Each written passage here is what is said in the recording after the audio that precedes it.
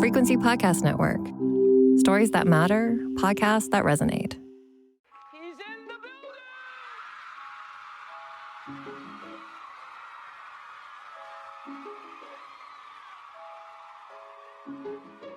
Drink the moment. Drink it. I said empty your mind. Coquettish and coy. Ow.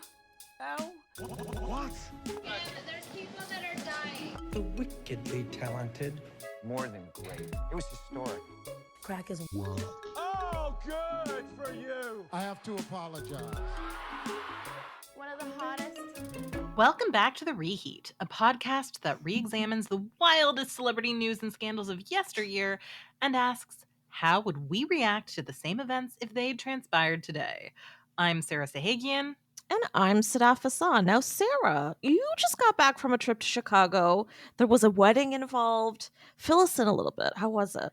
It was great. So I'd never been to Chicago before. Chicago is a fascinating city. So it is about the same size as Toronto. Architecturally, there are a lot of similarities. In terms of its setting, it's very similar. It's on one of the Great Lakes. Toronto's on one of the Great Lakes. Yeah. There's fairly downtown beachfront, just like there is in Toronto. But it's still a very different vibe. Like, I don't know about you. I found Chicago to be like more chill Toronto. If Toronto were Absolutely. less intense and less chaotic, it would be Chicago. Everyone just seemed to be a bit more relaxed. I'm not saying that they didn't have places to go or things to do, but people did not seem to be as irate.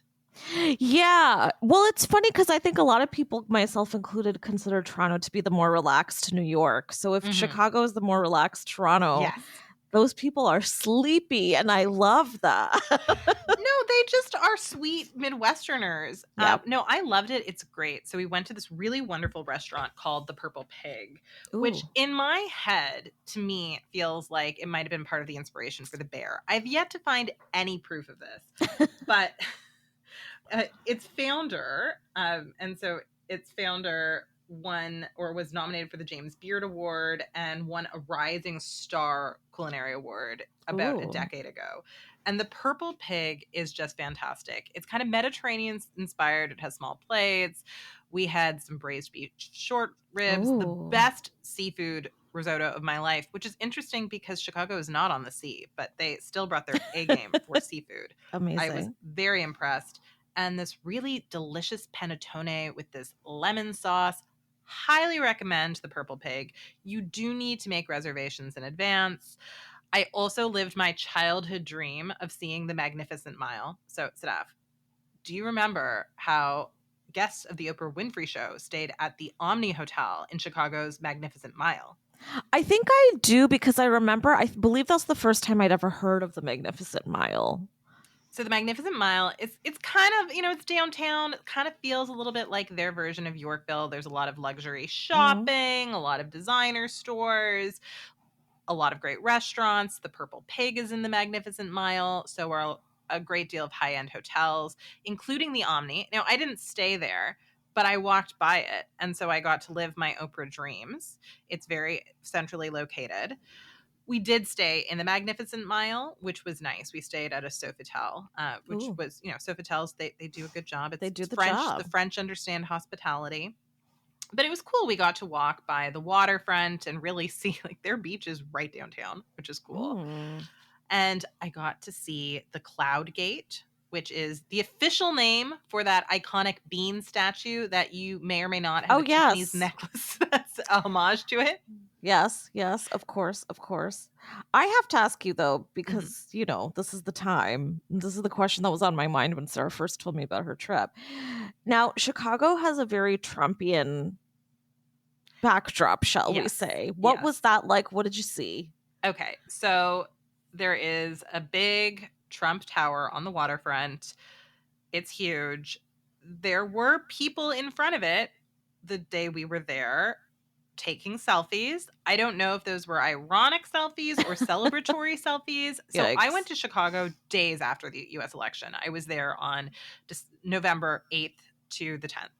So it did to me feel like those selfies were celebratory. People seemed to be jubilant in front of Trump Tower. Most of the people I talked to who were residents of Chicago were disappointed about the election. Chicago is a blue state. It's where Barack Obama is from.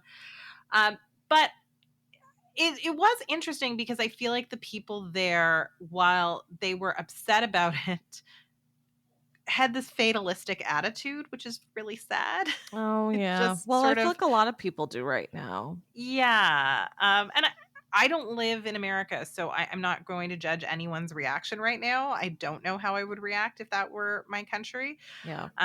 But anyway, it was a fascinating time to go to America to talk to everyone. I feel like everybody at the wedding was still processing. Shout out to Carolyn, one of my very good friends. It was such a cool wedding. It was a wedding / baptism. So she has a beautiful 6-month-old whom I love, and I got to hold her little baby. She was so cute. The baby kept trying to steal my cupcake, but she's got good taste right away. There Good you taste, go. good Yeah. taste. So they did their Catholic wedding ceremony, and then the baby got baptized. It was really beautiful. I quite enjoyed it. Carolyn, such a fun wedding. Really liked it. Afterwards, I went out with some of the other patrons to this cool dive bar called Rossi's, which I highly recommend. Great beer selection, great spirit selection, amazing jukebox. Chapel Room was playing basically all night. Love that. But one of the highlights was I got to go to this place called the Lincoln Lounge. Oh, sorry, the Lincoln Lodge, I should say, which is where a lot of famous Chicago comedians get their start. And one really cool thing about this is that it is run as a nonprofit. Ooh. So I bought my tickets, but I really liked the fact that it runs as a nonprofit, not as a traditional business. I watched a show that was called the Chicago Method Technique, and I got to learn that in Chicago, comedy isn't just stand-up or improv. It's this fusion of both where stand-up comedians will pretend to be characters during their act, and that's a really prominent part of the Chicago Method Technique. They wanted to call it the Chicago style, but I think they were worried about getting sued. And I'm wondering if it's, the Chicago style of citations. That's the first thing I Are thought these of. the people who were going to sue you? Can you imagine grammar versus comedy? Well, this is interesting, especially going off last week's episode where we were talking about SNL. Lots of comedians have come out of Chicago and the Midwest. They really have. And Kumail Nanjiani, one of my favorite comedians of recent years. So he has performed at Lincoln Lodge. That's one of the early places where he performed. So that was one of the reasons I wanted to go there. That was a lot of fun. I really like going to stand-up comedy whenever I'm in a new city. So that was fun. Me too. The Chicago comedy scene is excellent. A+. Honestly, some of the best comedy I've seen just from, sort of an average night where you don't know who's going to show up. Yeah, Chicago is a delight. I have to say, I had the best corn dog of my life at the Astor Hall, which is this high-end food hall in the Magnificent Mile. Recommend that if you want a fancy corn dog in your life. I love this. So after Sarah told me about her weekend in Chicago, I haven't been in years. Sarah, I didn't tell you this, but I'm actively booking a trip. Oh my God. Yeah. So I'm a huge Rufus Wainwright fan. And he is doing a special kind of election themed little tour run in the States. And so I think it'll be very heated and provocative. And I love that about him. And so his last dates for that show are in Chicago. So I was like, fuck it, let's go. So I booked a ticket. Wow. Yeah, so that'll be like a weekend in April. So you'll hear me talking about it too. But Sarah, I'm going to ask you for all those tips. And go to the Purple Pig. I'll be at the Purple Pig. I'll be there. Get it. Get the braised beef short rib. Done. Get the seafood risotto. Get 2 desserts as I did. We're recording this at 10 a.m. and I'm ready for braised beef. Like I'm in. Oh yeah. I really want everything I ate there. I could have eaten it like 8 times in a row. It was delicious, chef's kiss. I wish I'd had more time there because Chicago is so famous for its food scene. I mean, the Bear is rooted in reality, right? It's a famous food city that really punches above its weight, honestly, because it has a ton of Michelin stars for a city that isn't as big as New York and doesn't have as much money as New York. I mean, it's still a very cultured place, but I mean, kudos to Chicago. Kudos to Chicago. And with that little trip recap, I think it's time we start off this week's Hot Off the Press. Sarah, you ready? I am so ready. Okay, so let's run through a few quick flames, if you will, all regarding a few good men. So first up, we've got Conan O'Brien, who, if you didn't hear, is set to officially host the next iteration of the Oscars. I love that man. He's an always solid late night guy. He's one of the few late night guys who's not creepy. So that's quite a bar to meet. He's actually really funny. I think he's got a great podcast. He also probably won't be even remotely provocative, which sucks for us, but is probably great for Hollywood and all of the people who will be in that room. Also, it's nice to see a spotlight on a ginger, you know.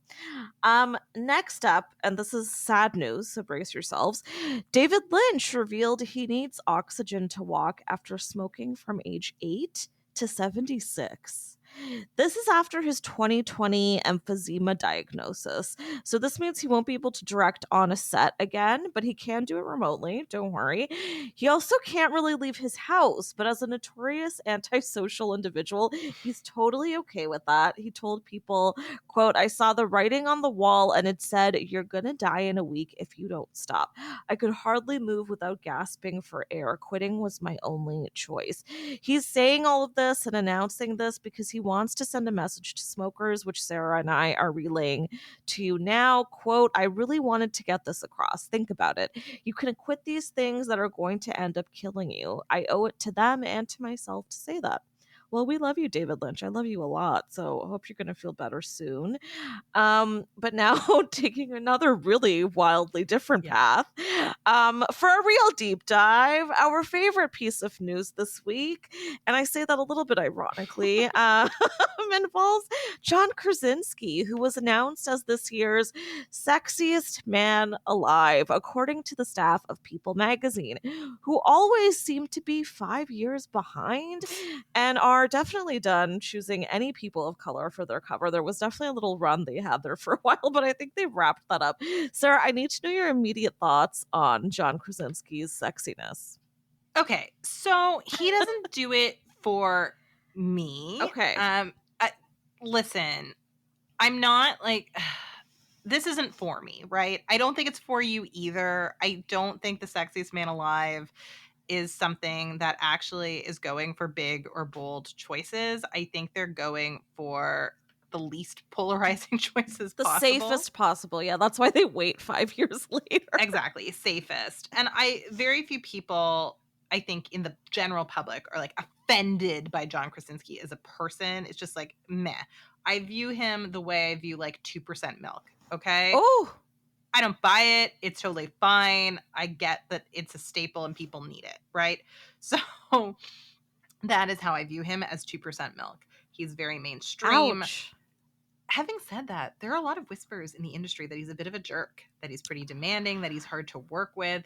So a lot of industry insiders are speculating that because he has to agree to do this photo shoot and he has to agree to be the Sexiest Man Alive, he's kind of trying to rehab his image a little bit. And I suspect that that's what's going on. And he's taking advantage of sort of, you know, the average person who doesn't know about industry gossip, because most people don't have time to do that. Like people like us, I don't think we're any better than the people who are naive and just accept what People magazine has to say. We just are more gossipy, right? We just need to know the truth.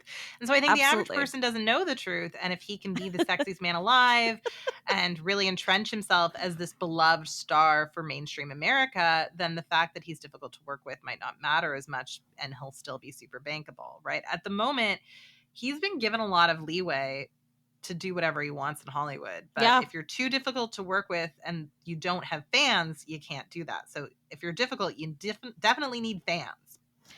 That is such a good assessment. And as you were talking, it occurred to me, what if these celebs each year, they sort of petition for themselves to be the sexiest man alive? I mean, I'm sure their teams are thinking about it. So that's a really good point. And you're so right about him kind of just getting to do whatever he wants. He really does. Like acting wise, the things he's been writing, directing, I will say, I got to be honest, Sarah, 5 years ago, maybe 10 years ago, I loved the guy. Like coming off The Office, I really, really loved loved The Quiet Place. I was so fascinated by him as a screenwriter. I think we've actually talked about this on the show before. And I love him. I love when a husband directs their wife or vice versa and pulls out an incredible performance. I'm so fascinated by that dynamic in movies. So I love that about him and Emily Blunt. I love what their relationship seems to be. I don't know that it actually is what it comes across, which is like a really fun, delightful, gorgeous, funny relationship. I don't know though. But I used to enjoy him. I think he's run a bit stale for me. Absolutely 2% milk, 100%. But as somebody who still drinks cow's milk and 2% milk, maybe there's a part of me that's like, okay, I don't mind him, but I would never put him on the cover for this. I don't even know that I would put him in like the top 100 inside the pages. Like, he's a good looking man, don't get me wrong. But I don't know that I'm talking about John Krasinski on my day today. You know, Jay Kraz is not at the top of mind. No, but you know what? People magazine was so close to making the right choice. They were even in the right family because you know who his brother-in-law is? Stanley Tucci. So Emily Blunt's sister Felicity is married to Stanley Tucci. And clearly that's the right choice. He is Oh the my sexiest God. man alive. If we're actually picking the sexiest man alive, if this is objective, it is Stanley Tucci. I just like, I feel like I could faint. Oh, sir, this is why I love you. What a delicious thought. Oh my God, yes. Now, listen, if the People magazine was a little bit more forward thinking, a little bit more provocative, progressive, we would have Stanley on that cover. That man is Lifetime's sexiest man alive. Would they put a bald man? I don't know. Would they put an older man? I don't know, but I want him on there. He is sexy. And if we're talking about, let's parse what sexy means, right? It makes you think of lust, right? It's about attraction. John Krasinski, if this were the cutest man alive, sure. He's like your stuffed bunny, right? Yes. Seems cute. Exactly. Okay? I don't know if that's what he's like in real life. There are rumors that he's absolutely not, but that is what he is presenting to the world, right? Super cute man. Sexy. No. Yeah, you're so right. Does he inspire lust? No. Yeah. Whereas you see Stanley Tucci and you're like, I don't even, before you even process what he looks like, you're like, he just oozes sexual charisma. That man has the forearms of a Greek god. I want to lick the hair all over that body. I love a hairy man. Maybe this is too much TMI for, again, 10 a.m. But also, I want to split a pasta with him that he cooked. I want to go to Italy with that man. I want to hear him talk. I want to come to set every day and watch him act. That is a man. That is a real man. Like, his endorsements are amazing. He endorses Mandarin Oriental. This is a man who will take you to a really high-end hotel. He will take you, you'll go on Searching for Italy with him. Felicity Blunt probably gets to go on those trips with him. Also, I feel like he smells really good, you know? I feel like he uses olive oil as a skin treatment. Like, I just... He dresses well. He'll make you a cocktail. No one is sexier than Stanley Tucci. No one. If you had to pick which Blunt sister married the sexier man, there is no contest. Felicity did it. She got it right. We should end the episode right here because that is the hottest off the press it's ever going to be. Okay, go take a quick cold shower, guys. We will too. We're going to take a quick break right now.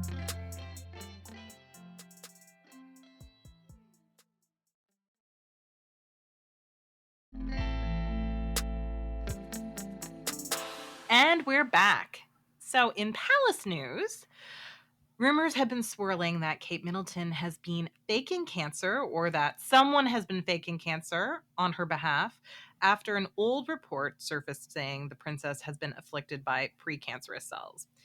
So this is basically a lot of misinformation. It's potentially just a typo that has spawned a conspiracy theory. So are you aware of these rumors, Steph? Well, I mean, a little bit. I knew that there was, you know, everybody was saying this here and there when people were kind of questioning why she hadn't made an appearance right away, which is ludicrous. The woman was sick. Yeah. I'm no royalist, but even I will defend her on that one. But I didn't know that it had resurfaced this week. So tell us more, Sarah. Okay, so it is a little bit ridiculous. Here's what happened. People have noticed that a September report by Rhiannon Mills made the mistake of referring to the princess's cancer treatment as for precancerous cells, right? When the palace has said it was for cancer. And I think the implication is it was for fairly early stages of cancer, but cancer nonetheless, right? They thought it wasn't cancer, and then the narrative they've told us is that they did the operation. It turned out it was cancer. Cancer was present, right? So this report by Rena Mills referred to precancerous cells. It was from September 2024, and it came out around the same time as that video Kate did when she was done her treatment, that beautiful, very stylized, highly produced video. Yeah. And so this was a report talking about that and talking about the conclusion of the princess's treatment. So the reason why this is suspicious, because I think most people would just say, okay, that's a typo, right? Or you just didn't do your research. Mills is in the Royal Rota. So that is a group of elite royal reporters who have a relationship with the palace. The palace will tell them to correct things if they make mistakes. She is the royal editor for Sky News. Sky News is a really important British brand. So she's pretty high profile. This is a high profile royal reporter. Anyway, the palace has since recently corrected that, and it's no longer, the report no longer talks about precancerous cells, talks about, being treated for cancer. It took them a while to correct it, and usually the palace is pretty fast on correcting things that don't meet that aren't part of its narrative. However, I'm really just going to write this off as a typo and just a communications error. And a lot of people are saying, oh, this is just more proof that the palace comms team is really screwing up.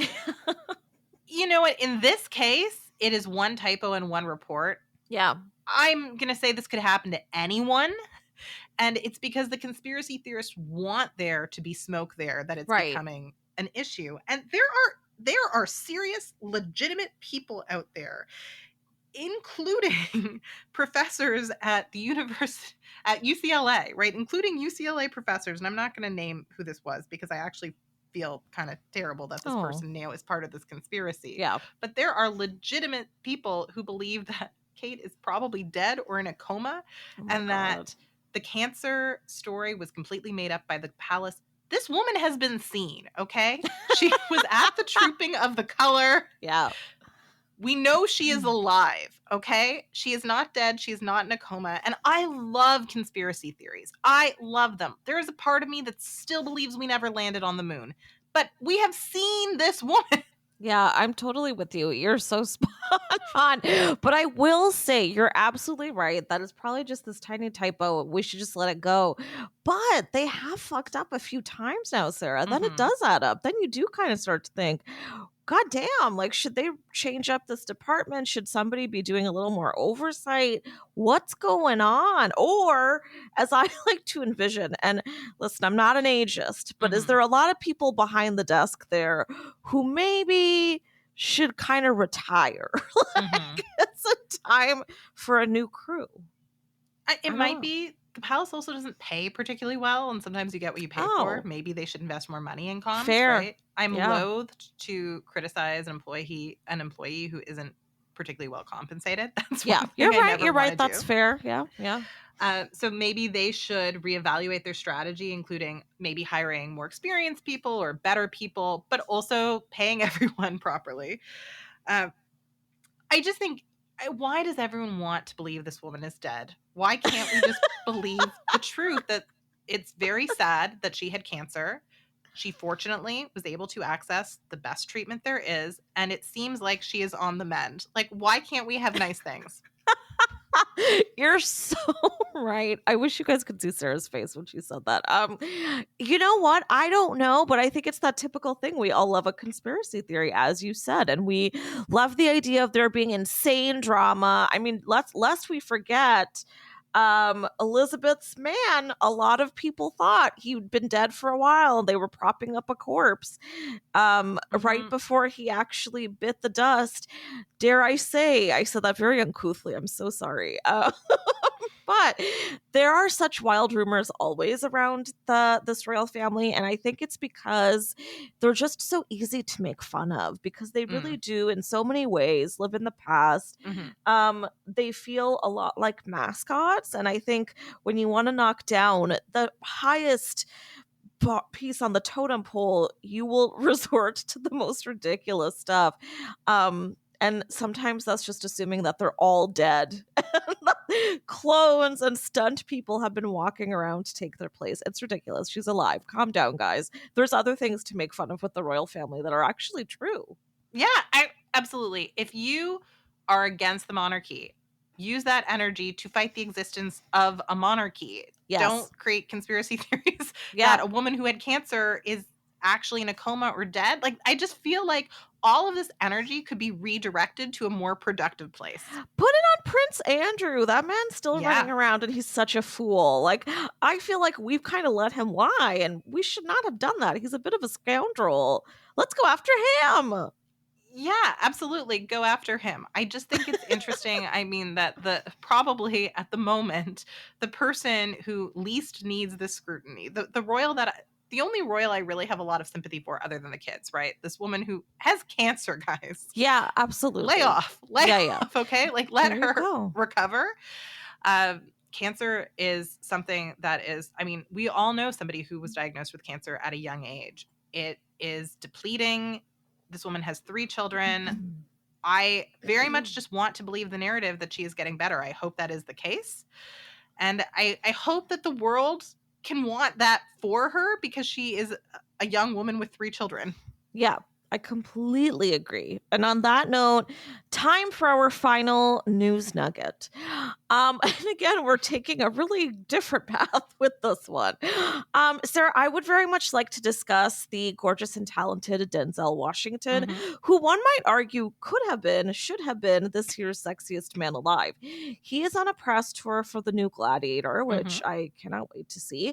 He's revealed a few things on this presser. He's really having fun on this presser, and he's not usually a press guy, so I really love it.